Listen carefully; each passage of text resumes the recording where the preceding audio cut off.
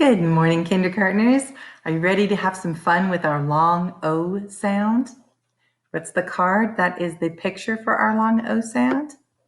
That's right, it's the boat. But we are specifically going to focus on O consonant E. So I'm going to cover up that boat because we're only going to be looking at this combination. So we have our O, a consonant. We have our O, a consonant, and our silent E. So what does that say just by itself? O. That's it. Because the E makes the O say its name. Now I'm going to add some consonants at the beginning, and you put together the word, knowing this says ope. What if we went like that? Now what do I have? Ope, rope. Yep. What if we took off the and put on a h? So now we took off our R, put the H on, we have hope. I'll bet you're getting this. I'm going to take off that H and put down an N. What does N say?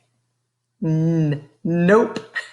But the answer is yep, yes, you did it. That's nope. So rope, hope, nope. What do? They rhyme. And if you can spell one of those words, you can spell all of them. What about this set? We have O-K-E. Oak. Oak, that doesn't make sense. But what if I add a blank? That won't make sense either. What if I add poke? Don't poke your sister. One of my favorite ones. What if I add this one? Joke. I love a good joke. And woke. Some of you just woke up to hear this joke. So woke, joke, and poke. My goodness, you can read all of those words and you could probably write all of those words just because they rhyme. That makes it so much easier. All right, our last little set with these cubes. Can you see what that is? Ole.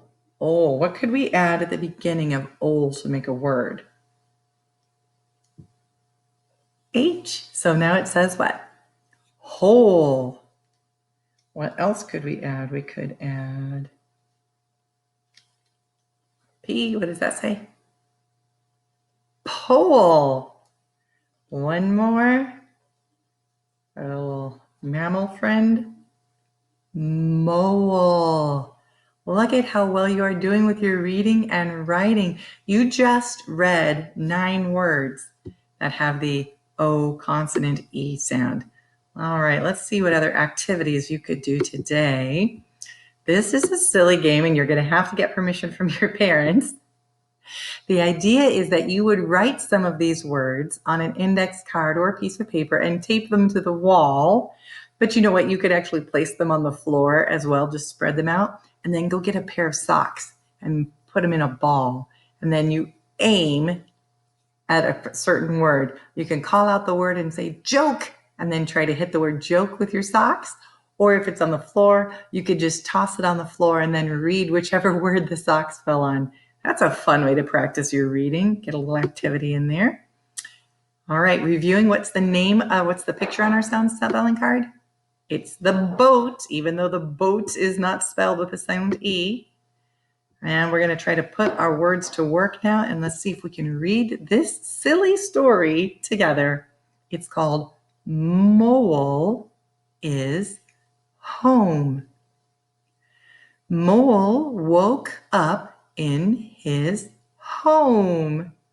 It is so wet in the hole.